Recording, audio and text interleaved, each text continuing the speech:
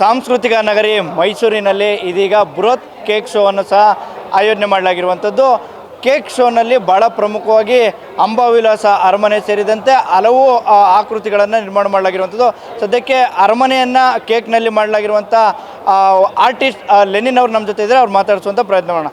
Sir, ಈ ಒಂದು concept ಬಂದಿದ್ದಾದರೂ ಏಕೆ, ಮತ್ತು ಈ ಒಂದು ಪ್ಯಾಲೇಸನ್ನು ಕೇಕ್ನಲ್ಲಿ ಮಾಡಲಿಕ್ಕೆ ಎಷ್ಟು ಕೆ ಜಿ ಕೇಕನ್ನು ಬಳಕೆ ಮಾಡಲಾಗಿದೆ, ಯಾವ ಥರ ಮಿಕ್ಸ್ ಮಾಡಲಾಗಿದೆ ಕೇಕ್ ಮಿಕ್ಸ್? ಎಲ್ರಿಗೂ ನಮಸ್ಕಾರ. ಎಲ್ರಿಗೂ ದಸರಾ ಹಬ್ಬದ ಹಾರ್ದಿಕ ಶುಭಾಶಯಗಳು. ಸೊ ಆ್ಯಕ್ಚುಲಾಗಿ ಏನಂದರೆ ಮೈಸೂರು ಅಂದಿದ ತಕ್ಷಣ ಎಲ್ರಿಗೂ ನೆನಪು ಬರೋದು ದಸರಾ ಮತ್ತು ಅರಮನೆ. ಸೊ ಅದಕ್ಕೆ ಇವಾಗ ಕೇಕ್ ಶೋ ಅನ್ನೋದು ಬಂದ್ಬಿಟ್ಟು ಈ ದಸರಾ ಟೈಮಲ್ಲಿ ಮಾಡಿರೋದಕ್ಕೋಸ್ಕರ ನಾವು ಒಂದು ಅರಮನೆನೇ ಕೇಕಲ್ಲಿ ಮಾಡೋಣ ಅಂತ ಒಂದು ಪ್ರಯತ್ನ ಮಾಡಿದ್ದೀರಿ. ಆಲ್ಮೋಸ್ಟ್ ಈ ಕೇಕ್ ಬಂದ್ಬಿಟ್ಟು 4 ತಿಂಗಳಿಂದ ಮಾಡ್ತಾಯಿದ್ದೀರಿ. 1 ತಿಂಗಳು ಫುಲ್ಲು ಪ್ಲ್ಯಾನಿಂಗ್ ಮಾಡಿ ಮತ್ತು 3 ತಿಂಗಳಿಂದ ನಾವು 4 ಜನ ಸ್ಟೂಡೆಂಟ್ಸ್ ಜೊತೆ ಸೇರಿಕೊಂಡು ಮಾಡಿರೋದು. ಆಲ್ಮೋಸ್ಟ್ ಇದು ಬಂದ್ಬಿಟ್ಟು 1,500 kg ಮೇಲಿದೆ. ಹಾಂ. ಸೊ ಇದನ್ನು ಎಷ್ಟು ಸಿಬ್ಬಂದಿಗಳು ಕೆಲಸ ಮಾಡಿದ್ರಿ ಈ ಒಂದು ಕೇಕ್ನ ಮಾಡಲಿಕ್ಕೆ? ಏನು, ನಾನು ಮತ್ತು ನಮ್ಮ ಟೀಮ್ ಅವ್ರು 4 ಜನ, ಟೋಟಲ್ 5 ಜನ ಬಂದ್ಬಿಟ್ಟು 3 ತಿಂಗಳಿಂದ ಮಾಡ್ತಾಯಿದ್ರಿ ಈ ವರ್ಕು. ಇಂತಹ ಒಂದು ಕಾನ್ಸೆಪ್ಟ್ ಬಂದಿದ್ದಾದರೂ ಏಕೆ, ಅದು ದಸರಾ ಸಂದರ್ಭದಲ್ಲಿ? ಅದೇ ಹೇಳೋದಿಲ್ಲ ಸರ್, ಮೈಸೂರು ಅಂದ್ರೇ ನಮ್ಮ ನೆನಪು ಬರೋದು ಒಂದು ಅರಮನೆ, ಇನ್ನೊಂದು ಚಾಮುಂಡಿ ಬೆಟ್ಟ ಮತ್ತು ಝೂ ಅಂತಲೇ ಬರುತ್ತೆ. ಸೊ ಅದಕ್ಕೆ ಮೈಸೂರು ಪ್ಯಾಲೇಸ್ನೇ ಕೇಕಲ್ಲಿ ಮಾಡೋಣ ಅಂತ ಒಂದು ಪ್ರಯತ್ನ ಪಟ್ರಿ ನಾವು. ಕೇಕ್ ಶೋ ಬಳಿಕ ಈ ಒಂದು ಆಕೃತಿಗಳನ್ನ ಯಾವ ರೀತಿ ಬಳಕೆ ಮಾಡ್ಕೊಳ್ಳಾಗುತ್ತೆ ಏನು?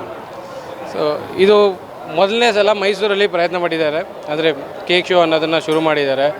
ಸೊ ಫಸ್ಟ್ ಆಫ್ ಆಲ್ ದಿನಿಸಿನಿ ಕ್ರಿಯೇಷನ್ಸ್ಗೆ ಹಾರ್ದಿಕ ಶುಭಾಶಯಗಳು. ಫಸ್ಟ್ ಟೈಮ್ ಮಾಡ್ತಾ ಇರೋದಕ್ಕೋಸ್ಕರ ಆ್ಯಂಡ್ ನಮಗೆ ಆಪರ್ಚುನಿಟಿ ಕೊಟ್ಟಿರೋದಕ್ಕೆ ತುಂಬ ಥ್ಯಾಂಕ್ಸ್ ಅವರಿಗೆ. ಆ್ಯಂಡ್ ಇದರಿಂದ ಕೇಕ್ ಶೋ ಅನ್ನೋದು ಕೇಕ್ ಅನ್ನೋದು ಎಲ್ರಿಗೂ ಗೊತ್ತಾಗಲಿ, ಜನರಿಗೆ ಗೊತ್ತಾಗಲಿ, ಇದರಲ್ಲೂ ಕೇಕ್ ಮಾಡ್ಬೋದು ಅಂತ ಜನರಿಗೆ ಗೊತ್ತಾಗಲಿ ಅಂತ ನಾವು ಇಷ್ಟಪಡ್ತೀವಿ.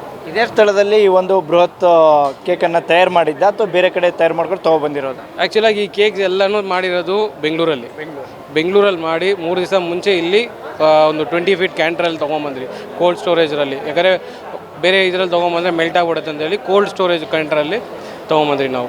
ಆದರೂ ಸಿಕ್ಕಾಪಟ್ಟೆ ಆಬ್ಸ್ಟಕಲ್ಸ್ ಆಯಿತು, ಮೆಲ್ಟ್ ಆಯಿತು, ಮತ್ತು ನಾವು ಅದೆಲ್ಲ ರೀವರ್ಕ್ ಮಾಡಿದ್ರಿ 3 ದಿವಸದಲ್ಲಿ ಮಾಡಿಬಿಟ್ಟು ಇವತ್ತು ಅಸೆಂಬ್ಲಿಗೆ ಇಟ್ಟಿದ್ವಿ. ಎಷ್ಟು ದಿನಗಳ ಕಾಲ ಬರುತ್ತೆ ಈ ಒಂದು ಕೇಕ್?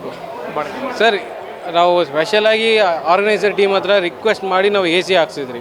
ಏನಂತಂದರೆ ಇದು ಕೇಕ್ ಮೆಲ್ಟ್ ಆಗುತ್ತೆ, ಯಾಕಂದರೆ ಮಳೆ ಬರ್ತಿದ್ದಿಲ್ಲ, ಕೇಕ್ ಮೆಲ್ಟ್ ಆಗುತ್ತೆ ಅಂತ ಹೇಳಿ ನಾವು ಆರ್ಗನೈಸರ್ಗೆ ಹೇಳಿ ಒಂದು ಸುಮಾರು AC ಹಾಕ್ಸಿ ಇದು ಮಾಡಿಸಿದ್ದೀರಿ.